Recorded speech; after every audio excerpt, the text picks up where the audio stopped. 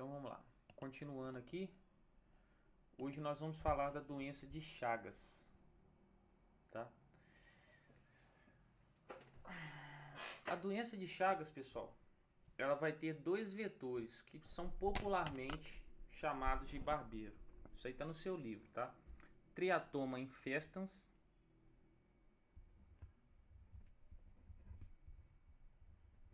chamado de barbeiros.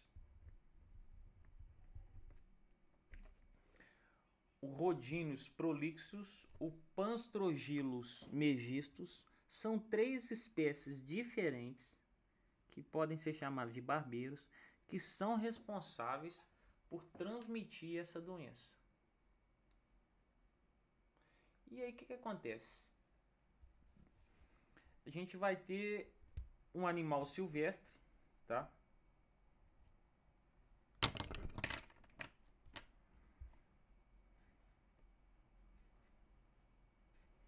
Esses bichinhos que dá no mato, um porco do mato, por exemplo.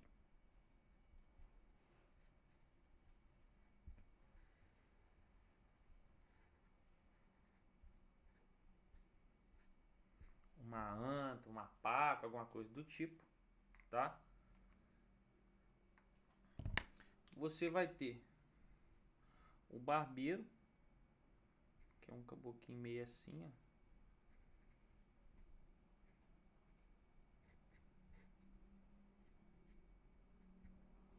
Voador, tá?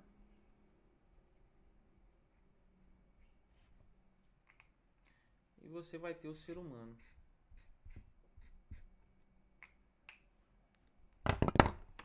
Esse animal, ele é um reservatório natural, ou seja, aquele que vai produzir, vai ter naturalmente no seu corpo o protozoário causador da doença, que é o que nós vamos chamar de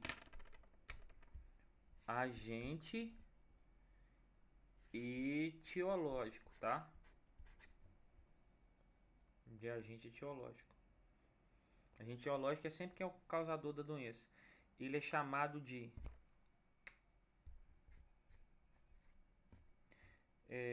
Trypanosoma cruzi. O cara que causa a doença é o Trypanosoma cruzi.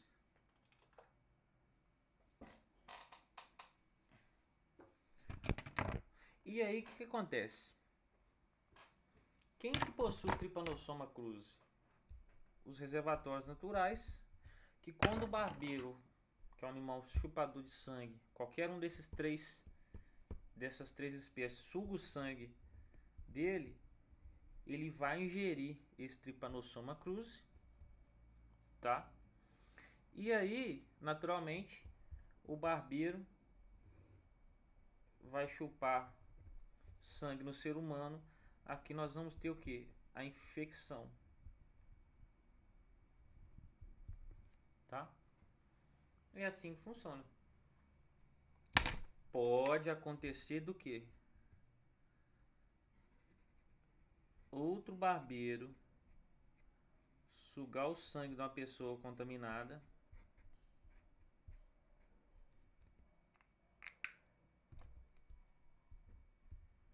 e passar para outro ser humano. Uma nova infecção.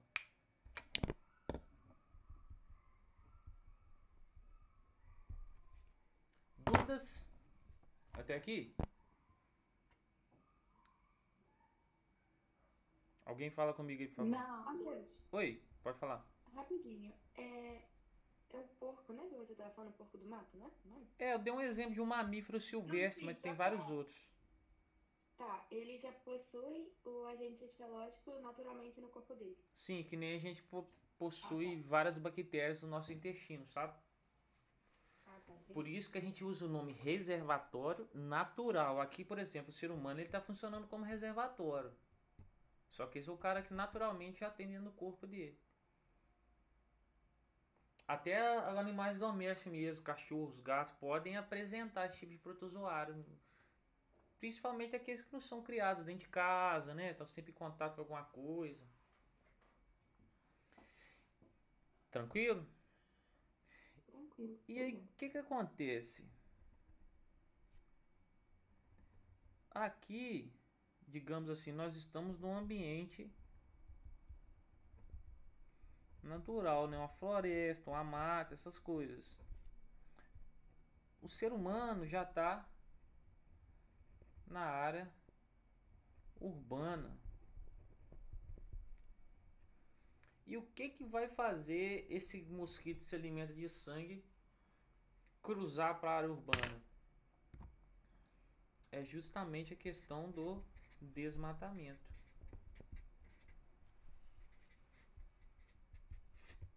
Entendeu?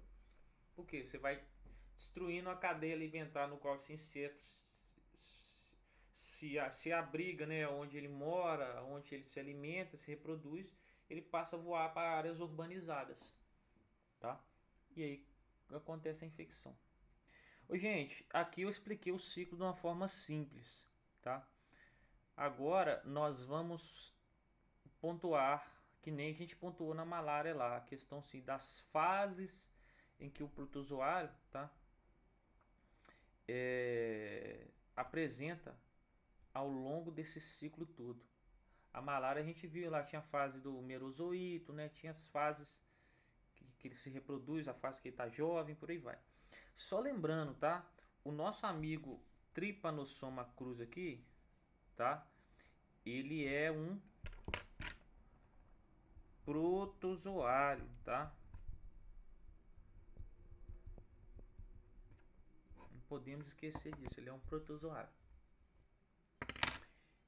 E aí o que vai acontecer? A forma que o barbeiro ingere esse protozoário que está no animal aqui, a gente vai ter três formas, tá? A epimastigota, ou epimastigoto, você vai ver isso no seu livro. Isso aqui está no seu livro, ó, na página Cruz Credo.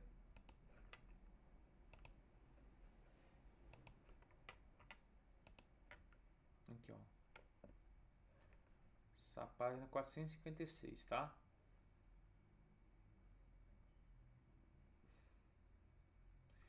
Então vamos lá.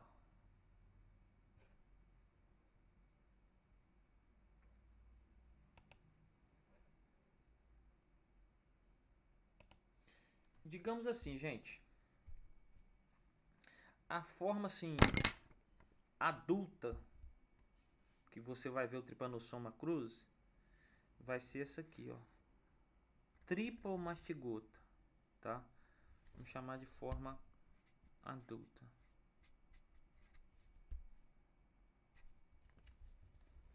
Tripomastigota.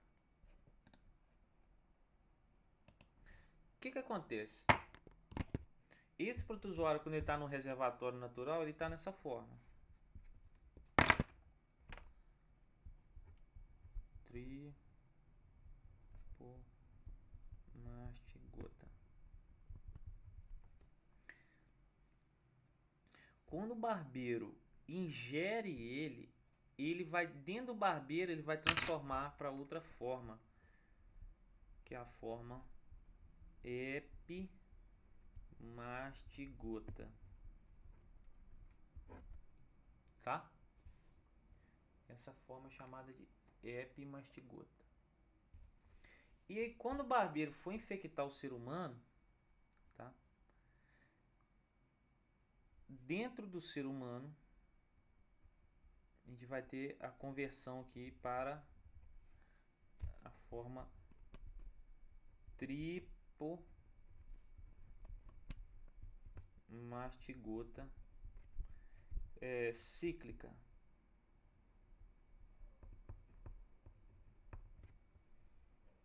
Tá? Então ele é tripomastigota aqui. Quando ele entra no corpo do barbeiro, ele converte a sua forma para epimastigota. Quando ele volta para o ser humano, ele volta na tripomastigota, porém chamada de cíclica. E aí o que acontece? É aqui que essa forma começa a infectar as células.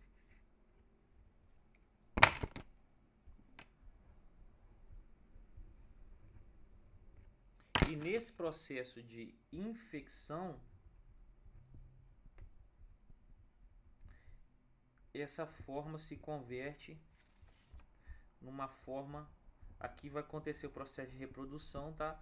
E aí surge uma forma que a gente vai chamar de amastigota. Mastigota. E a mastigota, o que ela faz? Ela gera forma tripomastigota. Mastigota, tá? Ou infecta novas células. Quando eu vou dar um geral aqui. Quando a gente estudou o plasmódio, depois que ele saía das hemácias, ou ele evoluía para os gametas, que era uma forma para se reproduzir e gerar mais, ou ele infectava novas células. Tinha dois caminhos. Aqui também é a mesma lógica. Então vamos lá. Ó. O animal possui o protozoário nessa forma, chamada de tripomastigota. Quando o barbeiro suga, ele se converte na forma epimastigota, que ao barbeiro infectar o ser humano, só fazer um paralelo aqui, tá? Infecção pelas fezes. Como é que o barbeiro faz? Ele suga o sangue, porque ele suga o sangue e faz um cocôzinho. Lá onde ele sugou o sangue, joga o protozoário no cocôzinho dele, sai no cocôzinho dele. Aí você vai lá coçando, no que você coça, você empurra o protozoário da sua corrente sanguínea, tá? Então, ó, tripomastigota, o barbeiro ingere, vira epimastigota. Quando suga o sangue do ser humano, ele vai virar epimastigota do outro jeito.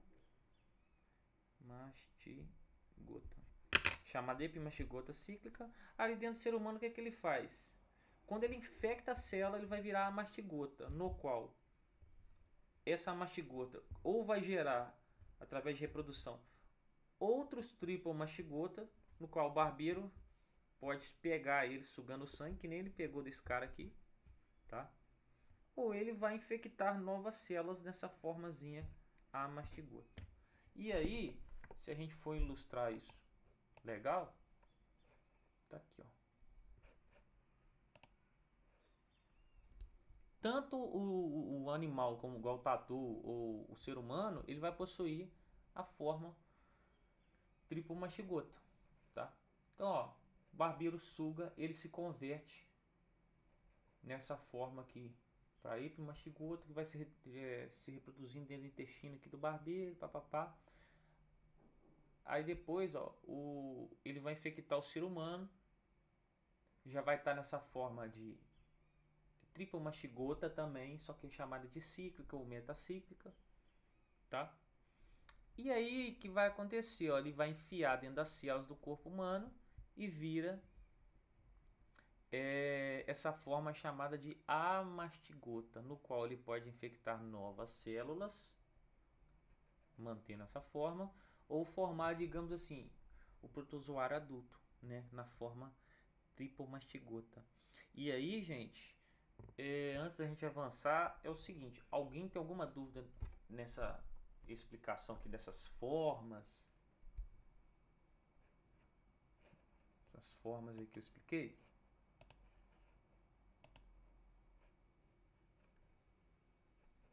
Alguém tem alguma dúvida quanto a isso?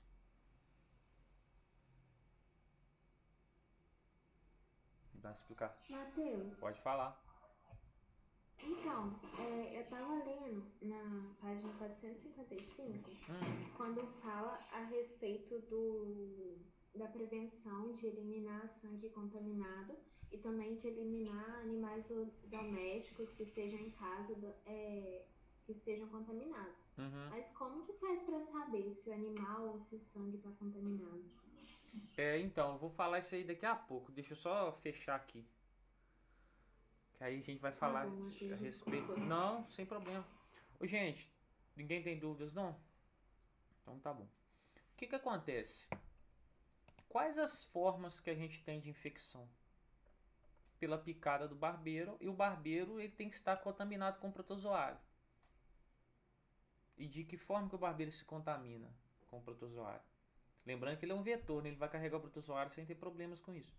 Ele vai se alimentar de um sangue do animal silvestre, como eu estou dando exemplo do tatu, de um sangue de uma pessoa, ser humana, que esteja contaminada com a doença de Chagas, ou até um cachorro, um gato que tenha esse protozoário no corpo dele. Para você detectar se o animal tem isso, você tem que fazer uma pesquisa sanguínea, não tem jeito, tá? E às vezes pode ser que o seu animal apresente algum sintoma, né? Porque o que acontece? Aonde que esse verme vai atacar? Quais são os seus sintomas dessa doença? Quando a gente fala aqui, ó, a doença apresenta duas fases, uma aguda e outra crônica. Quando fala a doença aguda é quando ela tá assim, tá no auge, entendeu? Crônica é algo que vai durando a vida inteira. Basicamente, esse protozoário aqui, cara, ele vai se alojar e quando ele infecta o ser humano aqui, que ele vai se alojar nas células, ele vai se alojar nas células do seu músculo cardíaco, cara. Aí que tá o problema. As suas células dos seus músculos cardíacos, né? Seu coração, ele é um músculo. Ela vai começar a lesionar, vai inflamar, vai aumentando de tamanho, seu coração vai aumentando o tamanho. E aí você começa a ter problemas com o quê? Com o seu ritmo cardíaco ele não é regular, você passa a ter dores no coração, tá? Então, a pessoa bobear vai ter que fazer transplante de coração, botar marca-passo, porque o coração dela, devido à reprodução do protozoário dentro dele, vai aumentando de tamanho, então ele passa a trabalhar mal. Essa doença não tem vacina, tá, gente? Se você detecta ela no começo, você consegue reverter ela com os remédios. Agora, se o trem vai avançando, aí depois fica mais difícil. Aí ou você pode conviver com ela, que é o que a gente chama de doença crônica, ou ela pode evoluir para um grau tão intenso que, né, você vai sentindo tantos problemas que a pessoa pode vir até morrer. Que é um caso agudo, né? Quais as formas da gente lidar com essa doença, pessoal? Olha, essas doenças que nós estamos estudando nesse capítulo aqui, que são transmitidas por mosquitos, é sempre a mesma lógica. Lembra do que eu falo? Métodos profiláticos, que é o termo que a gente usa, que são métodos para se prevenir a doença, ou profilaxia, é o mesmo nome. Tá? Quais são esses métodos? Como é que eu vou evitar a picada de mosquitos? Né? Repelentes, telas nas casas, tá? Basicamente é isso.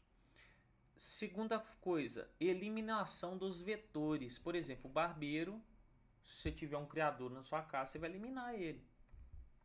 E o barbeiro, ele gosta de criar nesse tipo de estrutura aqui, casas que não são de concreto, né, que a gente chama de alvenaria. Concreto é alvenaria. Casas com parede de barro, tá vendo? Que são as casas de pau a pique, né? Casas que tem muita madeira, às vezes assim, que não é invernizada, que não é tratada, que o barbeiro vai cavucando um espacinho lá e consegue ficar lá dentro e vai se elogiando. Isso aqui é muito comum na região norte do país.